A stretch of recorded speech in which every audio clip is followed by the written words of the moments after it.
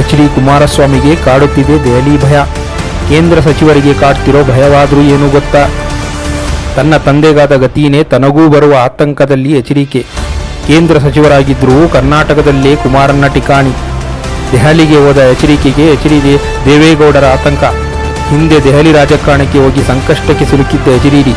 ರಾಜ್ಯ ರಾಜಕೀಯದಲ್ಲಿ ಹಿಡಿತ ಕಳೆದುಕೊಂಡಿದ್ದ ದೇವೇಗೌಡರು. ಈಗ ಎಚ್.ಡಿ. ಕುಮಾರಸ್ವಾಮಿಗೂ ಕಾಡುತ್ತಿದೆ ಹಿಡಿತ ಭೀತಿ. ರಾಜ್ಯದಲ್ಲಿ ಹಿಡಿತ ಕಳೆದುಕೊಂಡ್ರೆ ರಾಜಕೀಯ ಭವಿಷ್ಯಕ್ಕೆ ಕುತ್ತು. ಜೆಡಿಎಸ್ ಸಂಘಟನೆಗೂ ಭಾರೀ ಹೊಡೆತ. ಎಚ್.ಡಿ. ಕುಮಾರಸ್ವಾಮಿಗೆ ಕಾಡುತ್ತಿದೆ ದೆಹಲಿ ಭಯ. ಕೇಂದ್ರ ಸಚಿವರಿಗೆ ಕಾಡುತ್ತಿರೋ ಭಯವಾದರೂ ಏನು ಗೊತ್ತಾ?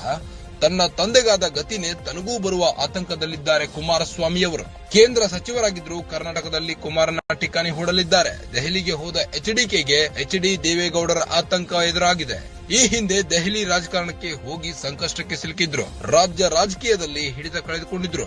ಈಗ ಎಚ್.ಡಿ. ಕುಮಾರಸ್ವಾಮಿಗೂ ಕಾಡುತ್ತಿದೆ ಹಿಡಿತದ ಭಯ. ರಾಜ್ಯದಲ್ಲಿ ಹಿಡಿತ ಕಳೆದುಕೊಂಡರೆ ರಾಜಕೀಯ ಭವಿಷ್ಯಕ್ಕೆ ಕುತ್ತು ಎದುರಾಗಲಿದೆ. ಜೆಡಿಎಸ್ ಸಂಘಟನೆಗೂ ಭಾರಿ ಹೊಡೆತ ಕೊಡುವ ಆತಂಕ ಎದುರಾಗ್ತಿದೆ. ಇದೇ ಕಾರಣಕ್ಕೆ ದೆಹಲಿಗಿಂತ ಕರ್ನಾಟಕದಲ್ಲಿರೋ ಕೇಂದ್ರ ಮಂತ್ರಿ ಮಂಡ್ಯದಲ್ಲಿ ಜನತಾ ದರ್ಶನ, ಪದೇ ಪದೇ ರಾಜ್ಯದಲ್ಲಿ ಪ್ರವಾಸ, ಕೇಂದ್ರದಲ್ಲಿದ್ದರೂ ರಾಜ್ಯದ ಮೇಲೆ ವಿಶೇಷ ಗಮನ ಕೊಡ್ತಿದ್ದಾರೆ.